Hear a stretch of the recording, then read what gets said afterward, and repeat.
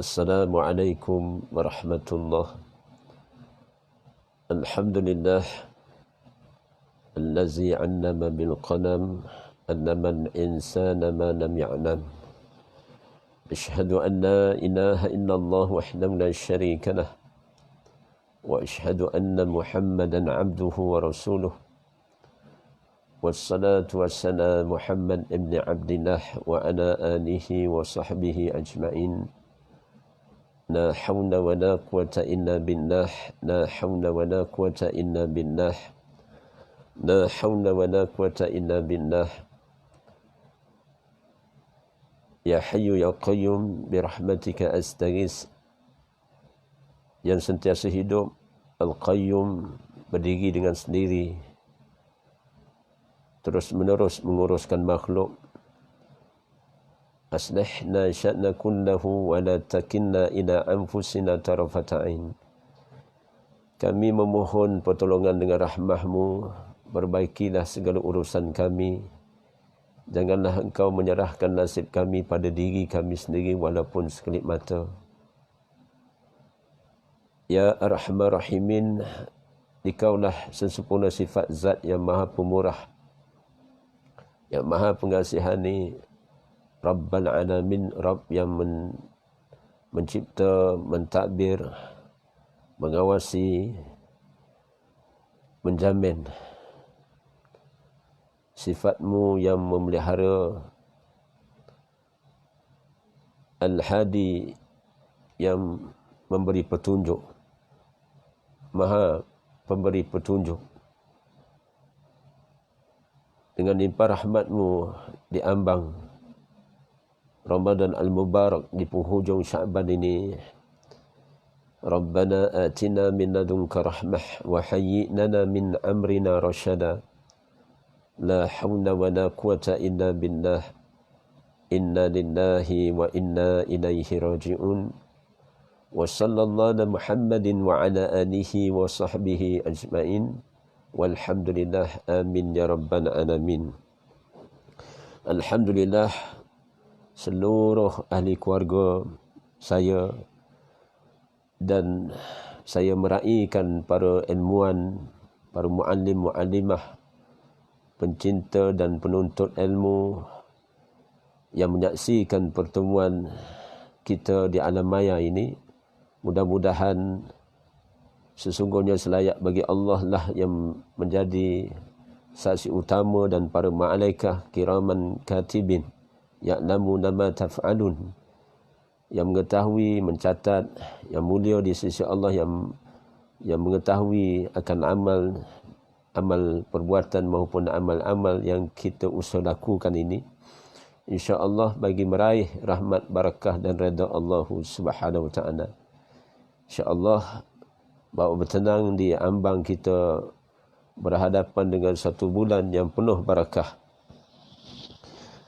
Bagaimana tajuk pada petang ini, saya memilih satu bicara santai secara ilmi, secara ilmu, yang menyatakan andai kata Ramadan pada tahun ini adalah Ramadan yang terakhir di antara kita. Ini persoalan yang boleh kita kemukakan pada diri saya dan sekalian kita. Kerana apa? Kerana kita sendiri dan saya dan di antara kita sendiri menyaksikan dalam beberapa jam di hari ini saja, ataupun di beberapa hari maupun di beberapa minggu maupun beberapa bulan sebelum datangnya Ramadan ini, secara af'al Allah, tindakan-tindakan Allah kepada insan, kepada manusia, kita sebagai insan yang Allah muliakan. Laqad khalaqnal insana fi ahsani taqwim. Manusia ini sebaik-baik kejadian. Ciptaan Allah bagi seluruh makhluk ciptaannya. Kita ada akal, kita boleh guna akal kita ini, boleh berfikir dengan waras. Dan mata kita Dengan bijaksana kita guna pakai menyaksikan satu musyahadah, penyaksian betapa bagaimana orang-orang yang telah menjalani Ramadan pada tahun yang lepas. Mereka juga berkeinginan untuk sampai pada bulan yang penuh barakah. Kerana apa? Kerana betapa barakahnya bulan Ramadan Al-Mubarak itu.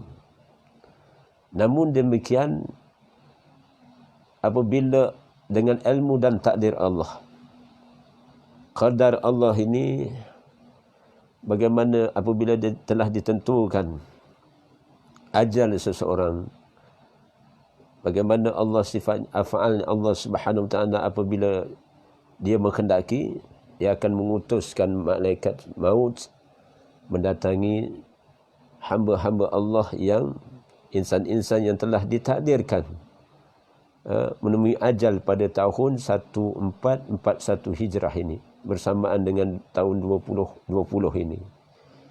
Hampir menjelang beberapa jam sebelum ini pun, sesungguhnya kalau kita tengok rekod pengambilan hayat seseorang itu masih ada, telah berlaku. Dan kita doakan sesiapa yang telah kembali ke rahmatullah disebabkan sakit akibat daripada coronavirus ini, maka kita doakan Allah maghfir lahum warhamhum wa'afihim wa'fu anhum. Mereka-mereka yang telah kembali ke rahmatullah kerana sakit yang mereka tidak kendaki, namun Allah takdirkan, Allah tentukan. Tentukan bagaimana musibah boleh berlaku kepada sesiapa saja. Namun demikian, kita yang menyaksikan kematian ini sebenarnya kita ambillah ibrah. Andai kata insya-Allah apabila menjelang azan maghrib berkumandang, maka masuklah satu tanggal, iaitu tanggal awal Ramadan, yakni di 1 Ramadan Al-Mubarak. Masya Allah, saya syorkan mukaddimah atas maksud kita meraihkan kedatangan Ramadan ini. Pertamanya kita sujud syukur. Namun sekurang-kurangnya kita rasa berterima kasih kepada Allah, bertasdik dalam hati kita dengan ucapan, hadirkan pada qalbi hati, dan kita buat ucapan rasmi, hamdalah, alhamdulillah, segala pujian bagimu. Namun kalau sungguh kita bersungguh sedikit mujahadah dalam beramal, kita lakukan sujud syukur. Tanda terima kasih kerana apa? Kerana Allah pilih saya dan di antara kita menjelang tanggal 1 Ramadan pada selepas waktu maghrib ini. Dan bagaimana dinyatakan tentang ketibaan Ramadan Al-Mubarak ini, Rasulullah sallallahu alaihi wasallam bersabda dalam satu mafhum hadis, telah datang kepada kalian bulan Ramadan, iaitu suatu bulan yang penuh barakah. Bulan di mana syahrul Ramadan ini, bagaimana Allah mewajibkan atas kalian untuk berpuasa padanya. Satu bulan di mana semua pintu-pintu syurga dibuka dan pintu-pintu neraka ditutup, serta syaitan-syaitan dibelenggu. Di dalam bulan Ramadan terdapat suatu malam yang lebih baik, khairum min alfi syahr, 1000 bulan. Barang siapa yang tidak mendapat kebaikan pada malam tersebut, maka sungguh ia tidak akan mendapatkannya. Hadis ini diriwayahkan oleh Imam An-Nasai. Masya Allah, nak menyatakan apa? Ramadan penuh barakah. Tidak akan kita temui Ramadan. Di luar Ramadan, selain bulan Ramadan, ada 11 bulan. Umpama bulan Zulhijjah itu satu bulan yang mulia di sisi Allah. Begitu juga bulan Muharram. Bulan Muharram satu bulan yang mulia. Namun demikian tak boleh nak banding dengan apabila datangnya satu bulan yang penuh barakah ini, Ramadan al-Mubarak. Saya ulang sebut, andai kata Ramadan pada tahun ini adalah Ramadan yang terakhir di antara kita, siapa yang akan pergi dulu? Sama ada tuan-tuan dahulu ataupun saya kemudian. Siapa yang akan pergi dulu? Pergi ini maksudnya kembali ke rahmatullah. Sama ada tuan-tuan dahulu ataupun saya kemudian. Hakikatnya tidak ada siapa yang tahu. Namun demikian, dengan ilmu dan takdir Allah, kita telah menyaksikan ada di antara orang yang kita kasihi, yang kita sayang, yang kita kenal, di kalangan ahli keluarga kita maupun sahabat-sahabat kita, jiran kita, hatta kenalan-kenalan di Facebook ni, add friend ni, ataupun orang yang tidak kita kenali, tiba-tiba kita ketahui kematiannya. Baru semalam, kemarin dahulu, kita lihat dalam grup WhatsApp, sekali-sekali kita terima laporan tentang kematian, berita tentang kematian. Maka subhanallah, apabila kita berada pada satu bulan yang penuh barakah, insya-Allah bermula pada malam ini, hendaklah saya dan kita semua kena rasa syukur dengan suatu kenikmatan, anugerah nikmat yang besar, iaitu bagaimana Allah datangkan satu peluang kepada saya dan kita semua untuk beramal ibadah, beramal soleh sampai tahap takwa. Takwa di sisi Allah Subhanahu Wa Taala ada beberapa objektif, ada beberapa maksud yang kita semua kena faham dengan baik, dijadikan satu agenda besar di dalam Ramadan Al-Mubarak. Pertama, tidak dapat dinafikan apabila berlandaskan dengan suatu ayat Allah pada ayat 183 dalam suratul Baqarah. Allah nyatakan ba'da a'udzu billahi minasyaitonir rajim min hamzihi wa nafthihi wa nafsihi. Ya ayyuhallazina amanu kutiba 'alaikumus siyam kama kutiba 'alal ladzina min qablikum la'allakum tattaqun. Wahai orang yang beriman, Allah menyeru, menyapa, menyeru dengan lemah lembut, dengan kasih sayang Allah Subhanahu Wa Taala, sifatnya Rahman ya Rahim. Allah Maha menyantuni orang-orang yang beriman. Difardukan ke atas kamu berpuasa sebagaimana orang-orang umat-umat terdahulu sebelum kamu, agar saya dan kita semua mencapai maqam takwa. Takwa ini telah diperingatkan oleh setiap kali pada Yaumul Jumaah khatib. Namun demikian, peringatan takwa itu tidak kedengaran kerana kita bagi muslimin tidak dapat hadir untuk solat jemaah pada waktu Jumaah, hari Jumaat itu.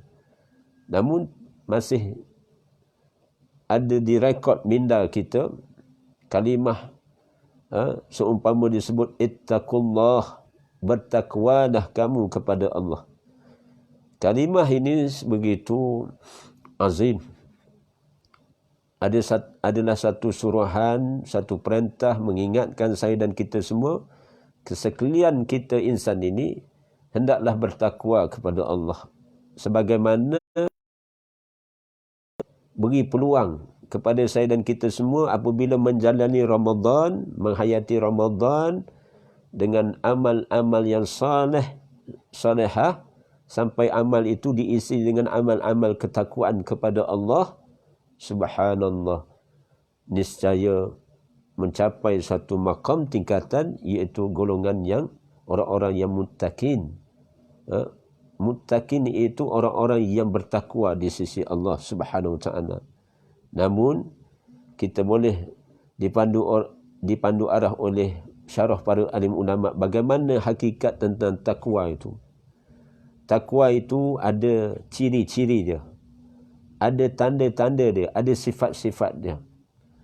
Dan takwa, yang disebut takwa, termasuk definisi pengertian takut kepada Allah ataupun meninggalkan menuruti segala perintah Allah ataupun dan dalam yang sama meninggalkan segala, berusaha untuk meninggalkan sedaya upaya larangan-larangan Allah, maka untuk meraih ketakwaan yang hakiki di sisi Allah Subhanahu Wa Taala ada jalan dia, ada tarikah dia, ada kaedah dia, ada cara dia, ada cara dia. Begitu juga sebelum nak berada di landasan takwa itu, maknanya kita perlu delete, bahasa sekarang perlu delete. Delete ni kena buang sambil kita nak berjalan di jalan ihdinas siratal mustaqim. Di antara jalan orang bertakwa, dia berada di jalan ihdinas siratal mustaqim. Itu siratul mustaqim, jalan yang lurus lagi benar. Kita minta kepada Allah dalam permintaan kita di dalam surah yang begitu agung, suratul Fatihah, surah pembuka. Pada ayat yang ke berapa? Ayat yang ke-5, ke-6. Minta kepada Allah, ihdinas siratal mustaqim. Tunjukilah kami jalan yang lurus lagi benar. Jadi subhanallah, pada petang ini, andai kata, saya ulang balik, andai kata Ramadan ini adalah Ramadan yang terakhir buat saya dan kita semua, bagaimana nak kita setting? Bagaimana untuk kita bermotivasi? InsyaAllah kita raikan kedatangan Ramadan pada tahun ini dengan suatu rasa hati, satu yang sebenarnya kita menanti-nantikan kedatangan Ramadan ini. Kerana apa tadi? Bukan sekadar Ramadan ini penuh barakah, namun dalam masa sama Allah tutup, Allah buka pintu-pintu syurga seluas-luasnya. Kemudian Allah Subhanahu Wa Taala menutup seluruh pintu-pintu neraka. Jadi waktu potensi ini terbuka luas, prospek kita untuk menjadi ahli syurga Allah. Dan kita telah minta dengan benar ketika lepas solat kita sendiri sebut, lepas kita beristighfar, setelah kita memohon maghfirah kepada Allah, bukankah kita sebut satu ungkapan, Allahumma ajirni minan nar, Allahumma ajirni minan nar, Allahumma ajirna minan nar. Niat jamak untuk seisi keluarga, pasangan, mak ayah, pasangan, termasuk juga mak mertua, pak mertua, termasuk juga anak-anak, hatta ada menantu, ada cucu ataupun adik-beradik, kita mintalah. Sejauh mana yang kita qasatkan ketika berdoa, sejauh tu insya-Allah Allah akan ambil kira. Allah ni sifatnya al-alim, dia mengetahui. Ada suatu amalan tidak tercatat oleh malaikat. Apakah amalan itu? Apakah satu amalan yang sehinggakan tidak tercatat di malaikat Allah? Malaikat yang berada di sebelah kanan saya ni, di sebelah kanan kita, yakni malaikat raqib ini, kesemua amal perbuatan akan oleh malaikat raqib dan atid ini. Sama ada amal perbuatan maupun amal yang merupakan perkataan qauliyah. Sama ada yang terang-terangan maupun yang tersembunyi, dilakukan pada siang maupun malam. Namun demikian ada satu amal yang begitu azim, amalan itu iaitu amalan ikhlas. Ikhlas ini antara saya dan kita semua dengan Allah. Dia rahsia Allah. Malaikat akan mencatat segala amal perbuatan berdasarkan hukum zahir, berdasarkan setakat mana yang Allah izin dia ketahui. Namun ada di antara amalan apabila sampai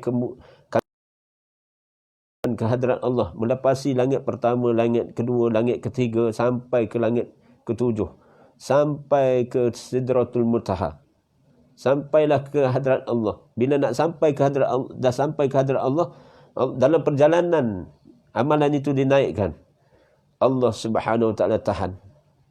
Allah kata berhenti, dalam satu riwayah itu. Dalam satu hadis, hadis kursi itu digambarkan Allah isyaratkan berhenti.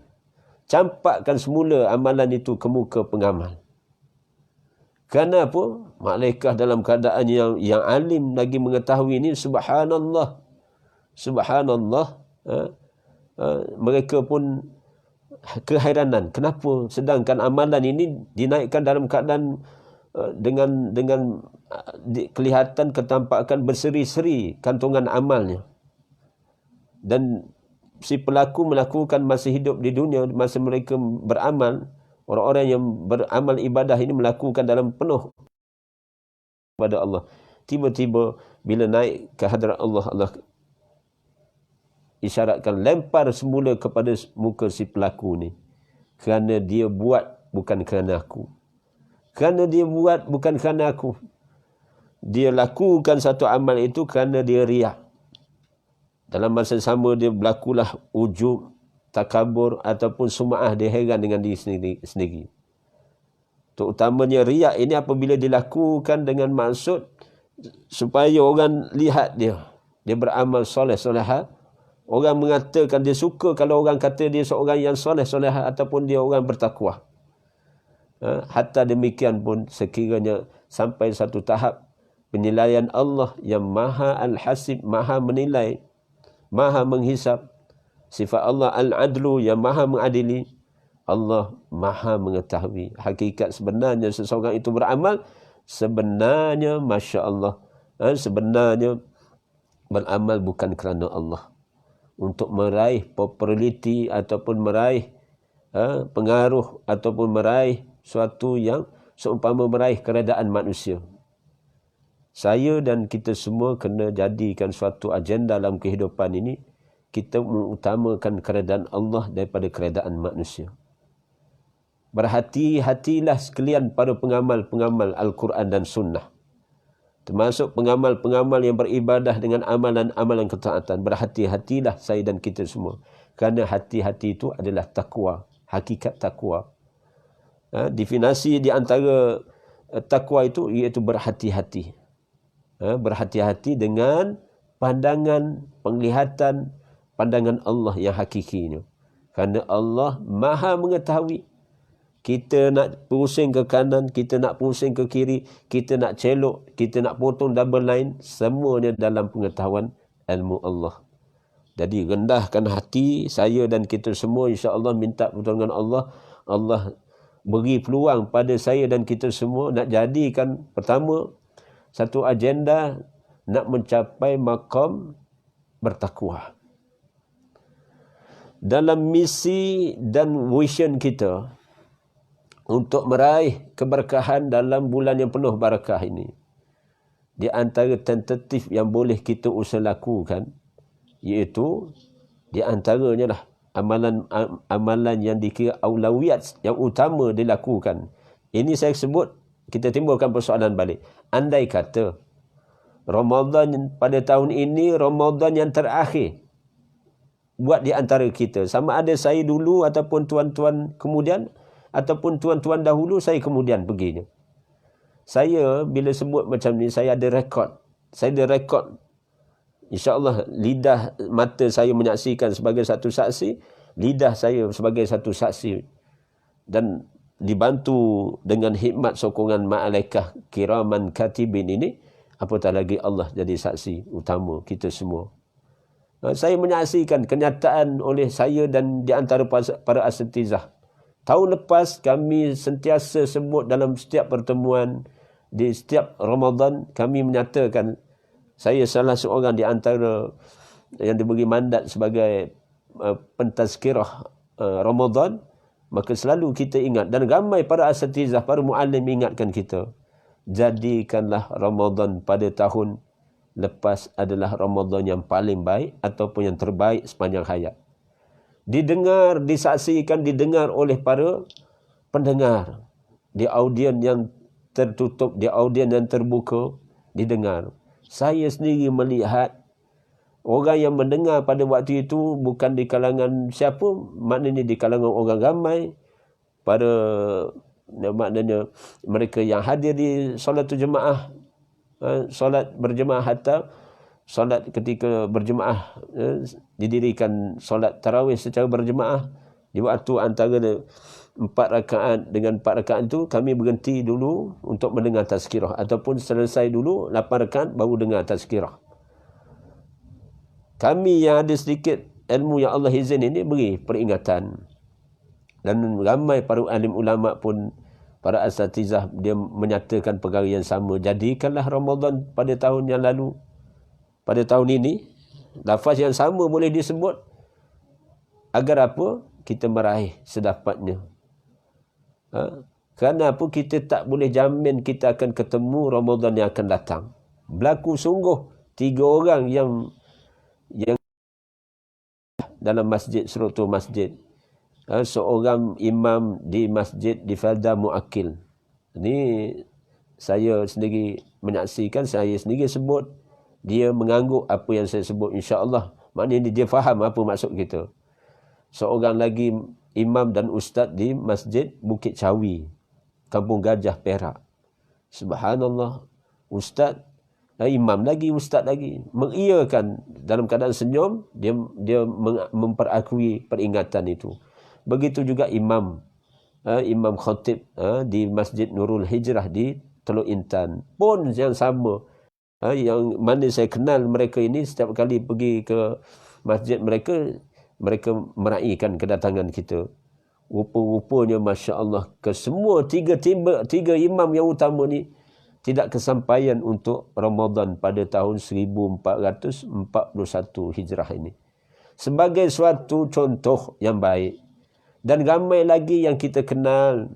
Sebenarnya mereka-mereka yang telah kembali ke rahmatullah, sekiranya mereka dibangkitkan bangun untuk boleh berkata-kata dengan ahli dunia ini.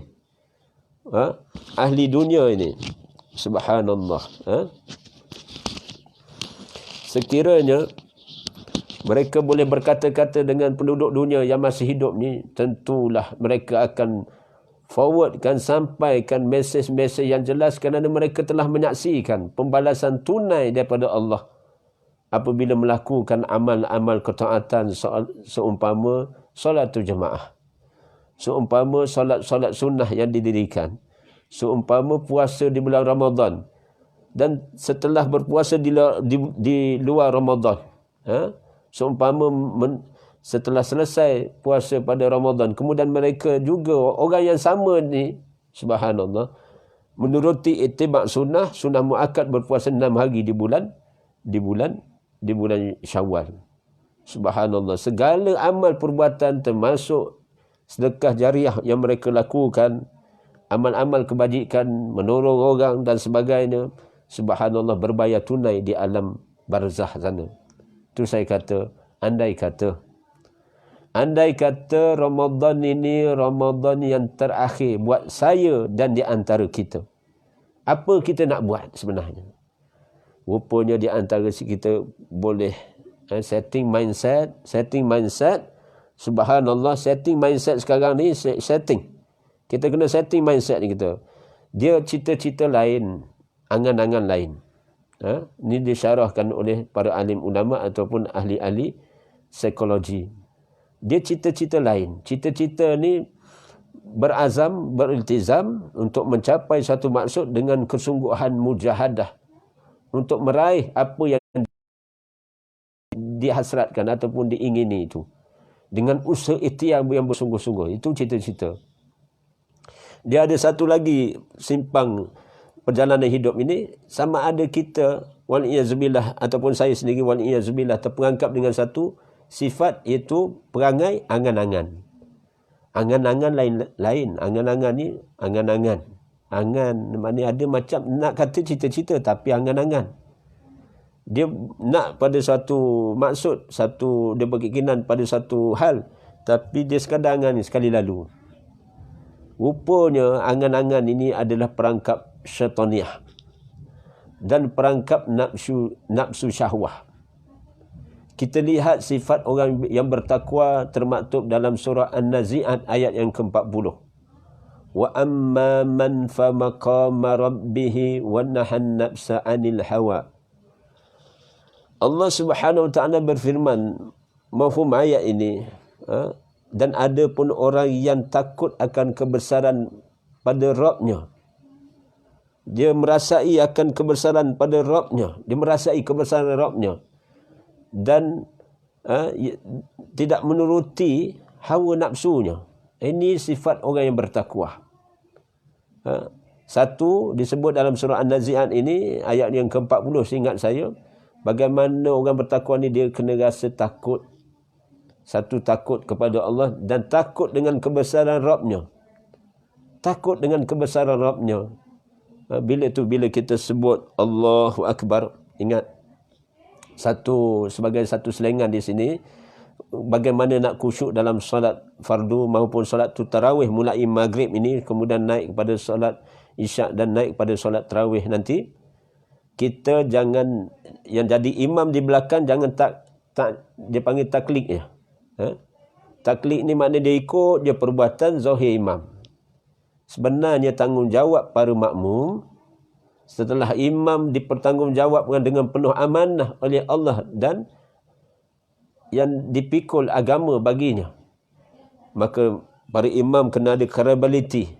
Dia kena merasa dia ni pemegang amanah Allah, membimbing, mentarbiah umat ini, diberinya peringatan demi peringatan. Ayat-ayat Allah ni dia merupakan tazkirah.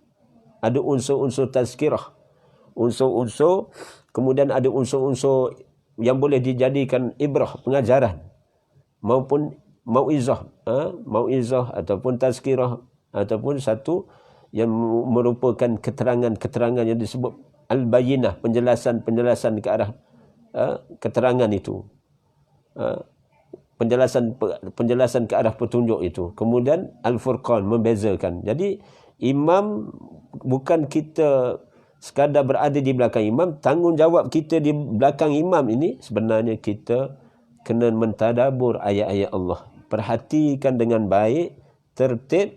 Bila imam baca, kita dengar dengan tertib. Dengar dengan tertib dan kita cuba faham makna-makna yang tersirat ataupun yang tersirat daripada tersurat ataupun yang tersurat.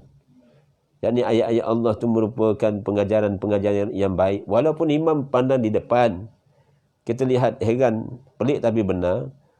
Imam ni dia bercakap peringatan untuk makmum juga. Bukan untuk diri dia saja, untuk makmum juga. Dia pandang depan. Biasanya orang nak bagi peringatan ni, dia kena pandang depan, pandang dengan wajah makmum bukan. Tapi itulah syariat hukum. Maknanya pendengaran ini satu cabang untuk kita mendapat ilmu Allah yang merupakan peringatan yang disebut tazkirah ke, ibrah ke, mauizah ke, kita mendengar. Mana bukti saya kata ilmu ini yang di antara cabang yang saluran yang dia masuk melalui pendengaran? Kita lihat ketika para bapa menyambut kelahiran bayi mereka, maka bapa abi ataupun bapa kepada si bayi ini akan disunnah bagi dia mengumandangkan ataupun mentakzimkan Allah, yakni azan ataupun iqamah dan sebagainya lah. Allahu akbar, asyhadu an la ilaha illallah. Jadi anak ke cucu yang keluar daripada perut ibunya, subhanallah, dia mendengar. Dia mendengar dengan dia mendapat cabang ilmunya. Pendengaran itu sebagai satu peringatan dia betapa azimnya Allah. Tidak ada ilah yang diibadahi melainkan dia Allah, dan menyaksikan, sanggup bersaksi bahawa Nabi Muhammad adalah pesuruh Allah. Berdasarkan ayat Allah Subhanahu Wa Taala menyatakan dalam suratul Mulk ayat ke-23 bukan? Huwallazi ansha'akum wa ja'ala lakumus sam'a wal absara wal af'idah qalilan ma tashkurun. Dialah yang menjadikan kamu. Dia siapa? Sifat sesempurna bagi zat Allah yang menjadikan kita sebagai insan ciptaannya, makhluk ciptaannya. Kemudian dia mengurniakan, menjadikan pendengaran, penglihatan, kemudian hati nurani. Sedikit kata Allah orang yang mensyukuri akan nikmat. Maknanya insya-Allah kita nak berujah dengan ayat Allah ini dengan maksud apa? Kita memahami satu peringatan daripada Allah supaya kita ni bijak setelah kita menyadari kita ni adalah insan yang Allah ciptakan, makhluk yang Allah ciptakan, maka kita kena berterima kasih, syukur, gunakan nikmat pendengaran ini, gunakan nikmat penglihatan ini, gunakan nikmat hati ini. Sementara hati ini maknanya kita ada perasaan dengan Allah. Kita kena hidupkan hati ini. Ramadan ada roh dia. Begitu hati ada roh. Roh maknanya penghidupan, satu hayat maknanya penghidupannya. Subhanallah, nak sebut apa? Allahumma salli ala Muhammad wa ala alihi wa sahbihi wa barik wa sallim. Maknanya bila diambang, seumpama diambang Ramadan ini, kita bertenang, berhujah dengan Al-Quran dan hadis-hadis Nabi SAW sebagai satu motivasi, satu persiapan, persediaan di ambang Ramadan ini. Andai kata, saya ulang balik, andai kata Ramadan ini Ramadan yang terakhir buat saya, maka dengan rasminya keputusan kita kena bijaksana, kita kena plan, draft, dengan, kalau kita lihat untuk berjaya dalam satu usaha yang kita nak usaha lakukan. Katalah seorang peniaga, dia kena ada plan, plan dia punya gerak kerja usaha niaga yang dilakukan. Dia kena ada ilmu, kemudian dia kena juga ilmu itu ada satu ilmu yang menyentuh soal pengurusan. Dia sebagai pengurus, kemudian dilantiknya pembantu-pembantunya, penolong pengurus, sebagai pengurus operasi, kemudian marketing plannya, kemudian ada mungkin kalau sampai peringkat syarikat tu besar, dia ada branch dia, ada HQ-nya, ada branch-nya, dan ada arahan-arahan daripada atas turun ke bawah. Maka ada pekerja-pekerja staffnya daripada yang atas maupun yang ke bawah sekali. Subhanallah. Itu plan gerak kerja perniagaan, urusan kita semasa hidup di dunia ni. Begitulah juga urusan akhirat sebenarnya. Kita juga, syarikat tu juga ada jadual. Jadual bagaimana dia kena susun. Pekerja dia dah ada kena masuk shift pukul 8.30 ni, antum semua kena masuk bekerja. InsyaAllah dah cukup tempoh 8 jam, office hour, pukul 5 boleh balik. Katalah begitu. Begitulah Ramadan. 30 hari yang kita semua faham Ramadan ini, itu ada ulama syarah. Harus kita niat, maknanya kita niat sekali bila masuk maghrib ni, kita niat sekali untuk berpuasa penuh Ramadan. Maka sahlah niat ini. Kalau siapa yang terlupa pada salah satu malam pun, kerana dia faham secara ilmu memang puasa ni 30 hari dan dia berazam untuk puasa 30 hari, maka sahlah niat untuk niat jamak keseluruhan 30 hari itu. Nak sebut apa? Namun demikian tak cukup dengan kita hanya formatkan 30 hari itu. Apa kita nak buat sekarang ni? Itu persoalannya. Apa kita nak buat? Maka saya syorkan, fahami maksud amalan ahsanu amalah. Termaktub dalam surah Al-Mulk. Suratul Mulk ayat yang kedua. Ingat, Masya Allah, saya bagi package ransangan, peringatan ransangan kepada para pencinta dan penuntut ilmu. Seandainya yang belum boleh hafal suratul Mulk ini, bermulai malam ni, maghrib, kemudian bermula dengan maghrib, kemudian selepas isyak, kemudian lepas subuh, kemudian lepas zuhur, lepas asar, antum ataupun enta ke anti ke, tak kira lelaki ke perempuan ke, contoh ambil package ransangan untuk menghafal suratul Mulk ni, selama 30 hari ni sebenarnya boleh khatam 30 ayat dalam suratul Mulk ni. Bukankah ada dalil, keterangan, hadis itu hadis hasan, yang mengisyaratkan bagaimana suratul Mulk ini akan memperjuangkan si pembaca dengan izin Allah sampai ke syurga.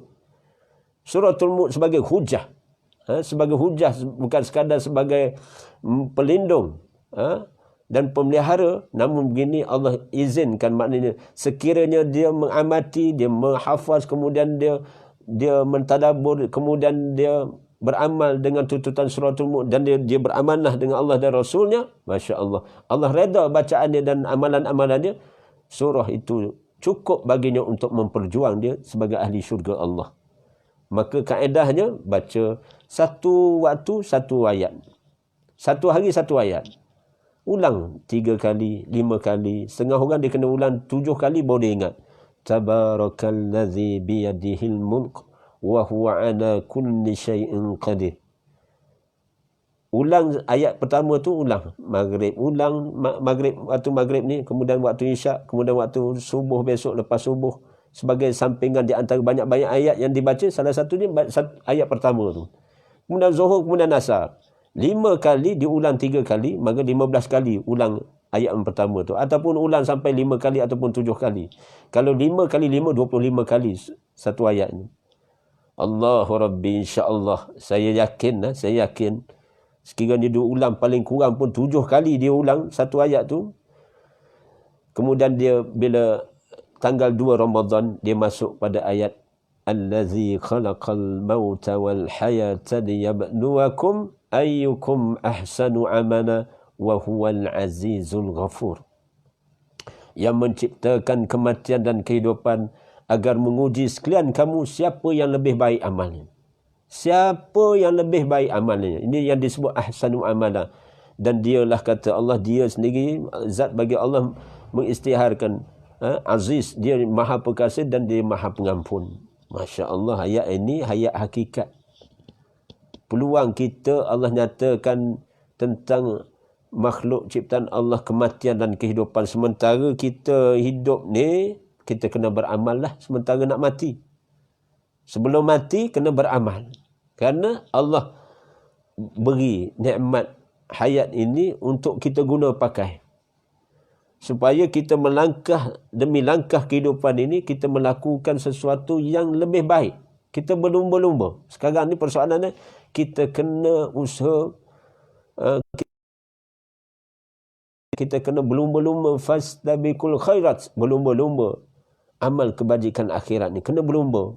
Tu saya syorkan, saya ingatkan maknanya, bila tentang amal ketaatan, kita kena tengok orang yang soleh, orang yang rajin beribadah, orang yang alim, orang yang maknanya hati mereka sehingga terpacar pada amalan mereka, ketampakan pada wajah mereka tenang, sehingga mereka ni, kita tengok tu ni teringat hal-hal akhirat, teringat kan maknanya apa nama ni, tentang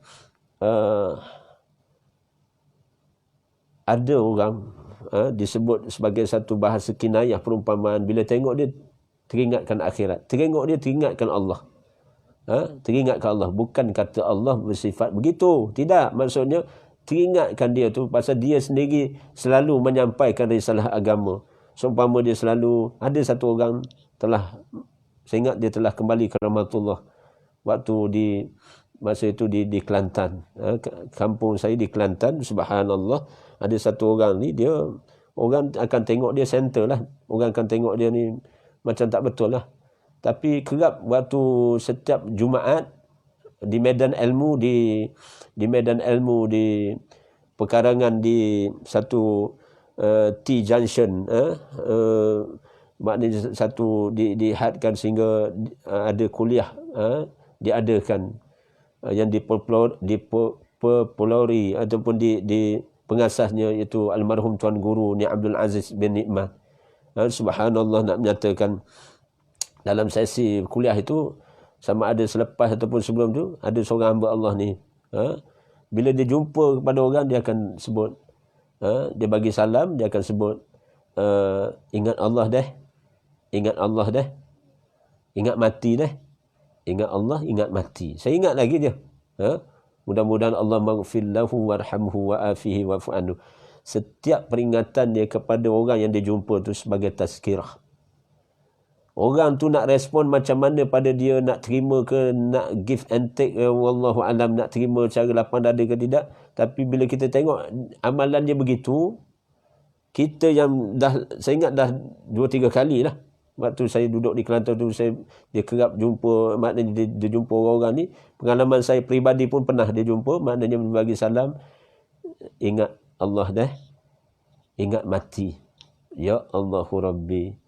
Rupanya bila ingat mati, kita orang beriman, kita kena bijaksana, menjadi seorang yang bijak lah. Orang yang bijak ni berdasarkan ilmu hadis, isyarat hadis Nabi SAW, iaitu orang yang membuat persiapan untuk bekalan hari yang kemudian, hari yang akan datang, yakni setelah mati. Ini orang yang bijaksana. Orang yang bijak ni bukan kira dia bijak genius untuk urusan duniawi saja. Sebenarnya hakikatnya dia mempunyai satu akal, fikiran, dalam usaha dia sementara hidup di dunia ini, dia guna pakai akal itu dengan bijaksana, kemudian akal ini dipandu arah dengan ilmu. Tu beruntungnya seseorang atau yang punya akal fikiran yang cerdas, yang jenius, kalau dipandu arah dengan ilmu tauhid, ilmu Al-Quran dan Sunnah, Masya Allah, prospek potensi dia untuk meraih rahmah, barakah dan redha Allah sangat hampir dengan anugerah Allah, yakni sangat hampir dengan. Maksud saya, subhanallah, amalan ahsanu amalan tu kita kena tahu. Dalam Ramadan ni kita kena usaha buat. Sila tanya para alim ulama, guru-guru pembimbing. Jadi subhanallah, boleh tanya. Bukan sekadar tanya saya di sini, dan boleh tanya, apakah ustazah amalan yang disebut ahsanu amalan yang lebih baik. Tentulah amalan yang lebih baik ni dia bukan basic biasa. Saya ulang balik, kita bila nak melakukan amal ketaatan, kita ambil contoh orang yang atas level tinggi, VVIP. Kita ambil contoh orang yang maknanya soleh, tahap takwa mereka, kita tengok mereka tawaduk, mereka orang yang berilmu, para ulama lah. Kerana para ulama ini orang yang takut kepada Allah. Yahsyallah, maknanya mereka ni punya sifat, maknanya takut dengan sifat Allah yang maha azim. Di kalangan ulama lah mereka, sebahagian mereka, maknanya mereka tu adalah para ulama, orang yang berilmu, dia akan takut pada Allah. Nak kata bukan orang yang awam ni tak ada ketakwaan, tidak. Orang yang awam ni apabila dia mengikut garis pandu yang dipimpin, disyarahkan oleh alim ulama, maka dia juga berpeluang untuk mencapai maqam takwa tu, takut kepada Allah. Subhanallah. Apa saya nak maksudkan? Bila kita itu tentang amal ketaatan, bila kita berada di tempat yang tinggi pula, katalah kita ada pangkat, kita ada keistimewaan harta, harta kita lebih daripada orang, kita tu ramai, ataupun dia seorang yang berilmu, dia banyak ilmu, maka di waktu itu sebenarnya bila dia berada di level atas ni, dia kena turun ke bawah, dia kena pandang orang bawah ni, dia kena low profile, dia kena turun menyantuni orang yang bawah ni. Kerana hasil daripada dia turun ke bawah ni lah yang mendidik dia sifat tawaduk. Kerana apa saja kurniaan yang didapati itu semuanya adalah pinjaman dan kurniaan Allah. Yang rasminya adalah kurniaan Allah, dan Allah bagi pinjam. Allah bagi pinjam harta yang melimpah ruah. Termasuklah maknanya apa ni, pengaruh yang banyak. Harta kecantikan, ketampanan bagi kalian semua. Jangan ingat maknanya benda tu datang dengan sendiri, melainkan Allah bagi pinjam. Allah bagi pinjam dan Allah boleh tarik balik. Begitu juga orang yang berilmu, Allah bagi pinjam ilmu ni. Mana boleh tahu sendiri. Kebanyakan ilmu ni maknanya kita kena tuntut dan kita kena teroka, kerana kita kena, katalah kita setengah orang dia mujahadah menuntut ilmu, dia capai suatu tahap muallimah. Di waktu muallimah itulah ujian yang semakin tinggi bagi orang-orang yang diberi kurniaan tadi. Sebenarnya ujian buat mereka semakin tinggi. Di waktu mereka berada di zon selesa itulah sebenarnya. Seandainya orang berilmu tu tawaduk, ada memiliki sifat tawaduk, rendah diri, dia boleh mengambil manfaat tazkirah daripada orang-orang bawah, daripada orang-orang muda. Rasulullah SAW orang, maknanya insan yang pilihan Allah, diberi ilmu wahyi. Namun demikian dalam beberapa keadaan Rasulullah juga mendengar pandangan anak-anak muda, pandangan Salman Al-Farisi ketika mengusulkan digalinya parit untuk jadi benteng kepada musuh musyrikin Mekah untuk menyerang bagi penduduk Madinah. Jadi waktu itu Salman Al-Farisi anak muda, al-syabab, maknanya Rasulullah tawaduk mendengar nasihat ataupun pandangan seorang anak muda. Maknanya Rasulullah alim, Rasul memiliki ilmu wahyi. Namun demikian dalam cabang-cabang aspek-aspek tertentu Rasulullah berlapang dada mendengar. Sekiranya tak ada wahyi yang memberi petunjuk hal itu, maka ada izinkan berlaku. Begitu juga orang yang berharta. Bagi amalan asanu, amalan orang yang berharta, orang yang ada maknanya pangkat dan sebagainya sebenarnya kalian berada pada tahap kalian, namun jadi hamba yang bersyukur. Bersyukurlah, berterima kasih kepada Allah kerana daripada tak ada kepada ada, kemudian diberi anugerah-anugerah tadi. Rupanya kita rasa bersyukur, maka kita rendahkan hati. Maknanya bila kita ada harta, kita boleh infak, kita boleh sedekah, kita boleh wakaf, kita tolong orang susah. Ada orang ada pangkat, dia boleh gunakan pangkat dia itu untuk maknanya maknanya melakukan apa-apa yang di bawah bidang kuasa dia, dia boleh guna kuasa dia. Macam inilah saya tengok. Waktu kita tengok seorang menteri, seumpama menteri agama yang ada sekarang ni. Oleh kerana dia seorang yang beragama, berilmu, yang memiliki maknanya pengajian sanad dan sebagainya, memahami Quran dan Sunnah, Masya Allah. Sepatutnya lah saya tidak bersetuju sekiranya ada pandangan-pandangan negatif pada menteri agama ni. Kita boleh bagi pandangan kedua, pandangan ketiga. Tapi bila orang yang maknanya memang dia mempunyai ilmu, kematangan ilmu, keluasan ilmu fiqh, maupun tentang syarah tafsir maupun hadis Nabi SAW, kita kena lapang dada. Macam contoh saya dengan Sahibu Samah ataupun mantan kepada Menteri Wilayah Persekutuan ini, yang sekarang Menteri Agama. Tentulah kita malu. Kita kena malu. Siapa pun kita kena malu. Kerana apa? Kita malu kita kurang ilmu. Nak berbahas boleh bagi pandangan, tapi jangan sampai mempelekehkan, seolah melabelkan. Dan mudah kita nak melabelkan. Apabila ada pandangan kedua, ketiga, kita mudah nak melabelkan seseorang ini dengan gelaran-gelaran tertentu. Jadi sebenarnya ini sifat, maknanya sifat yang tidak baik. Bahasa diplomasi saya lah. Bahasa diplomasi saya tidak baik. Dan kalian yang menonton ini boleh dengar sendiri amanat yang telah disampaikan oleh Menteri Agama bagi Kerajaan Malaysia ini, Dr. Zulkifli Al-Bakri, pada jam lebih kurang sebelum asar tadi, ada ucapan amanat untuk mengingatkan saya dan kita semua pada tahun ini. Maknanya kita terimalah hakikat betapa Allah hadkan kita ini untuk mendirikan solat tu jemaah di rumah. Kita lah para lelaki ar-rijal ini jadi imam, disebut imam apa? Imamku imamku. Ataupun kita dalam masa sama kita mendirikan solat tu jemaah, solat tarawih secara berjemaah dengan keluarga. Jadi adalah hikmahnya. Nak syarah tentang hikmah ni panjang, tapi saya nak sebut, nak hadkan bicara saya ni, subhanallah. Apa nak kita buat andai kata kita ni Allah pilih kita termasuk orang yang tidak akan ketemu Ramadan yang akan datang. Jadi perhalusi balik tentang amalan ahsanu amalatu.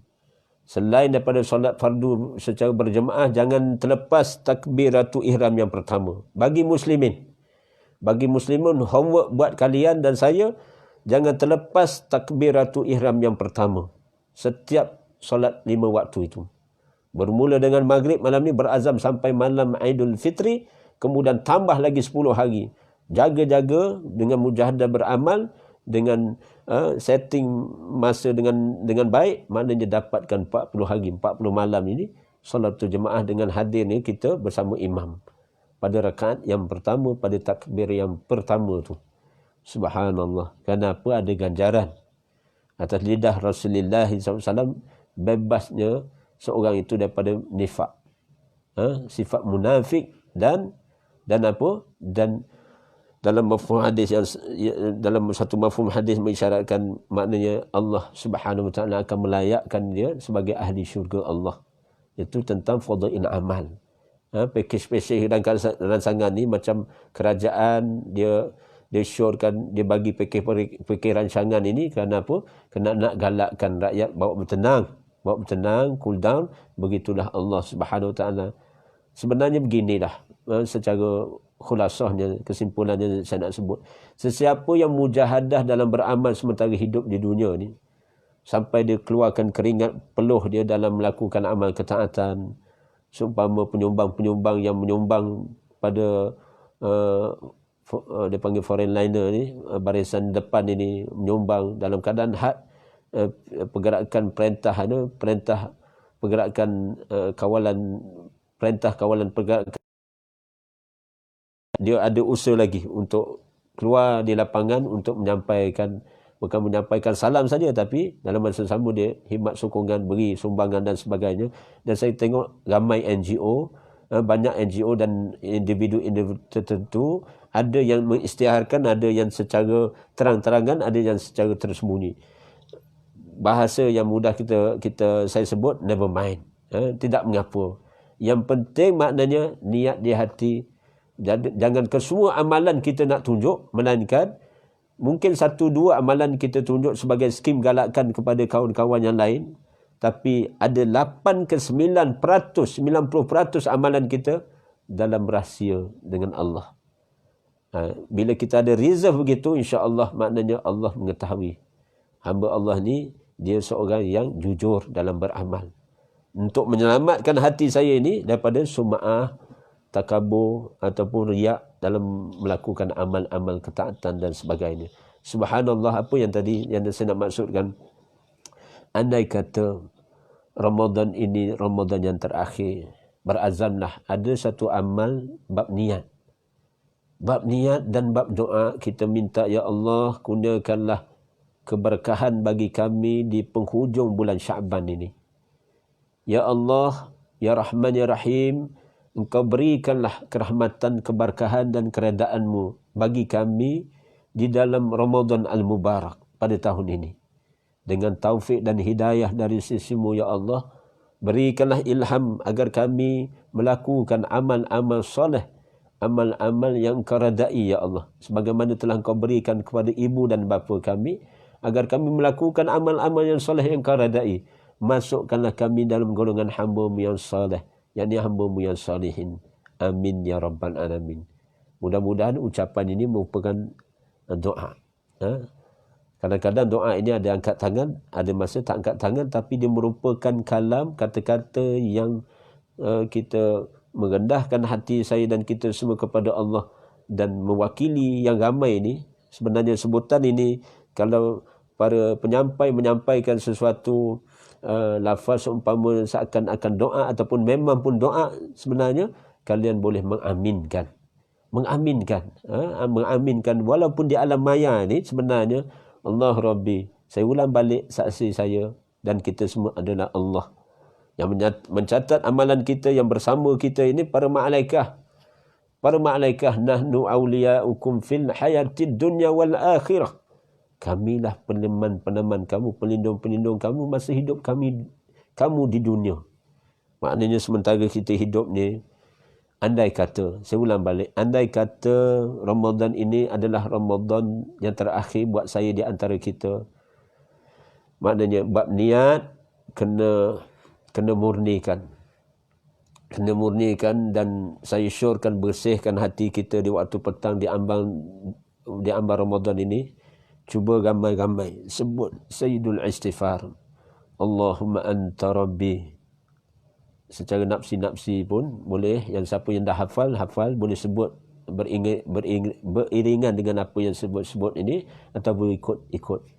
Allahumma anta rabbi la ilaha illa anta khalaqtani wa ana abduka wa ana ahdika wa wa'dika mastata'tu a'udzu bika min syarri ma sana'tu wa abu'u laka bi ni'matika alayya wa abu'u bi dzambi faghfirli fa innahu la yaghfiru dzunuba illa anta.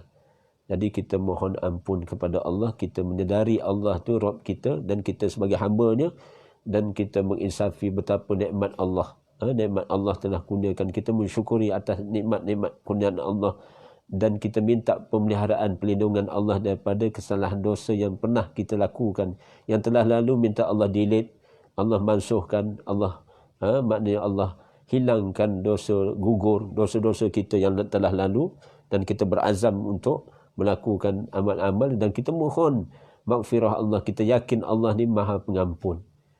Dia Maha Pengampun, Ghafur atas dosa dan kesalahan. Jadi Sayyidul Istighfar ni suatu yang boleh kita istiqamahkan.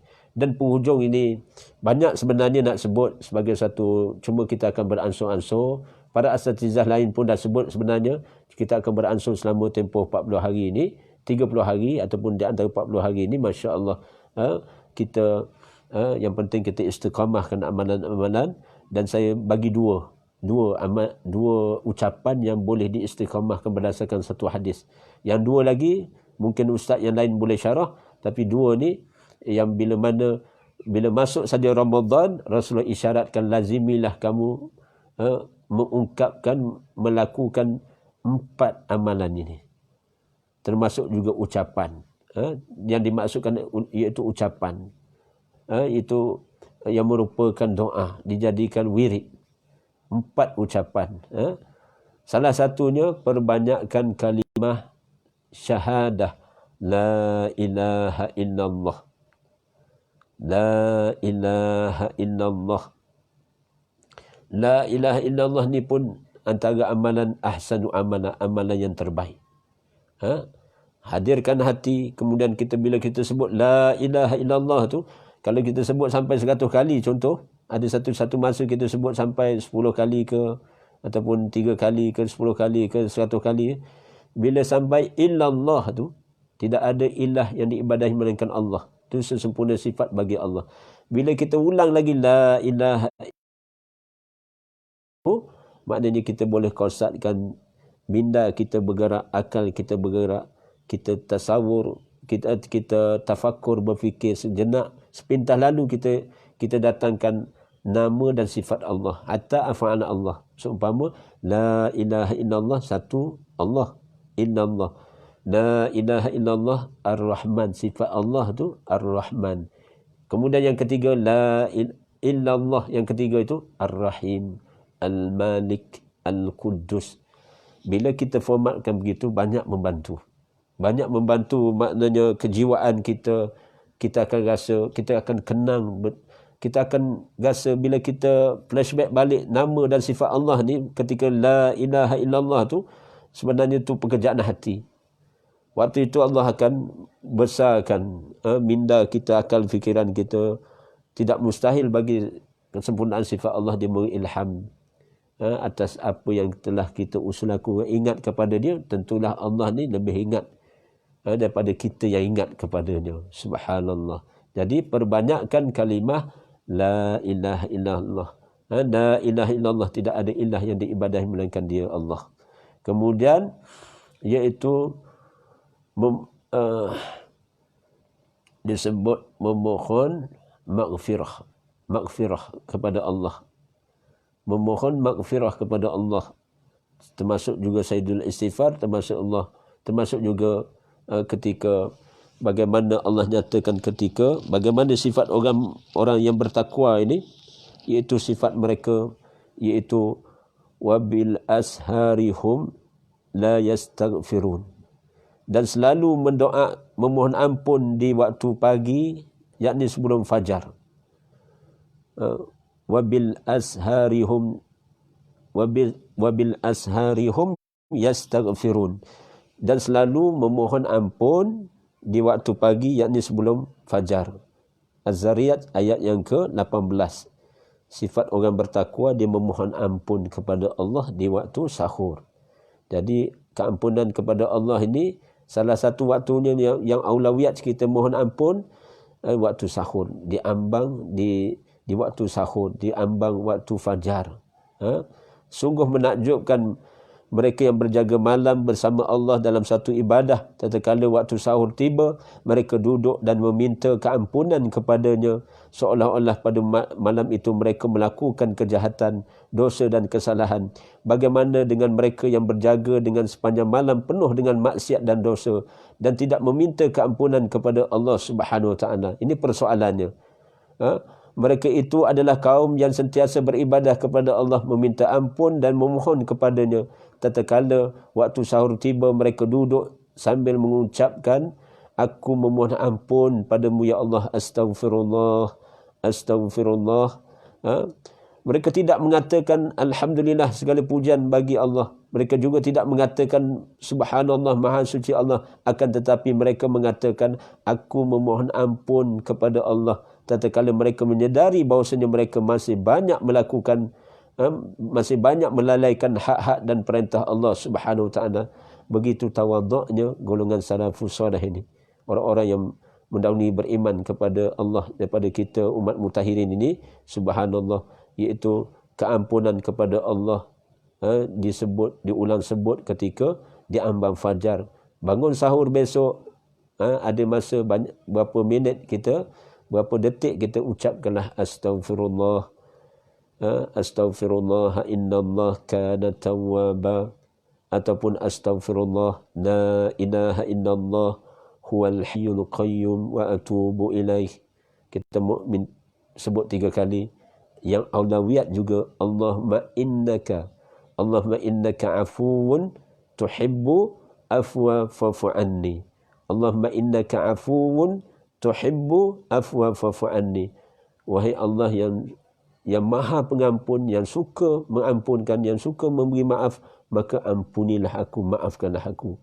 Allahumma innaka afuwun tuhibbu afwa fa'fu anni. Niat jamak pun silakan untuk sisi keluarga. Jadi saya rasa cukuplah kita diambang waktu maghrib ini. Jadi mudah-mudahan Allah Subhanahu Wa Taala merahmati, memberkahi dan meredai dengan niat kita tulus kepada Allah Subhanahu Wa Taala. Kemudian Allah beri ilham yang benar dari sisi ilmunya untuk kita ittiba dengan sunnah-sunnah Rasulullah SAW dan bagaimana sunnah khulafa rasyidin. Maknanya termasuk dalam menghayati ihya Ramadan ini dengan ilmu, dengan iman kepada Allah. InsyaAllah kita melakukan amal-amal yang soleh. InsyaAllah dengan keazaman kita, dengan nawaitu kita, Allah akan ambil kira. Allah ambil kira, dia termasuk juga ahsanu amala. InsyaAllah Allah akan beri ilham yang benar dari sisinya. Beri kekuatan pada hati dan kekuatan tubuh badan kita untuk insyaAllah jadikan Ramadan pada tahun ini adalah Ramadan yang paling baik dan dengan maksud yang terbaik sepanjang berbanding dengan Ramadan yang lepas. Seandainya kita tumbang, gugur di medan kehidupan ini, iaitu dengan Allah jemput rasmi di antara dalam Ramadan ini, dengan di antara Ramadan yang akan datang, sekiranya tidak terbatal akidah kita dengan selain daripada akidah Islamiah, insya-Allah hisab kita dalam jaminan dan pemeliharaannya. Dan orang yang bila mana Allah terima taubat seorang hamba kepadanya, masya-Allah, Allah buka hijab, pintu rezeki baginya. Pintu rezeki ini bukan makan dan minum, hatta kehidupan dia, keafiatan, kesejahteraan bagi hati dia, ketenteraman jiwa dia, kesabaran dan betapa tabahnya dan keredaan pada hatinya, insya-Allah. Allah akan menemani dalam kehidupan dia sampai dia menemui janji Allah satu demi satu akan berbayar tunai, insya-Allah. Cukuplah sekadar ini. Maaf sekiranya ada terlajak, terkata, terlebih terkurang.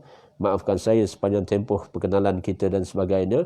Tempoh siapa yang mengenali saya dan kita semua, dan yang tidak kenali pun kita niat jamak untuk semua, kesemua selamat meraihkan ihya Ramadan, kedatangan Ramadan al-Mubarak ini dengan ilmu kita beramal, dengan iman kita beramal, dan insya-Allah kita berbaik sangka kepada Allah, berbaik sangka sesama insan, dan kita maknanya sabar, syukur dan redha dengan ketentuan Allah. Insya-Allah Allah Subhanahu Wa Taala bila memiliki hati seumpama itu, itulah akhlak Rasulullah SAW, dan akhlak itu adalah satu didikan tarbiyah langsung daripada Allah kepada baginda Nabi SAW. Dan akhlak itulah kita kita kena jiwai.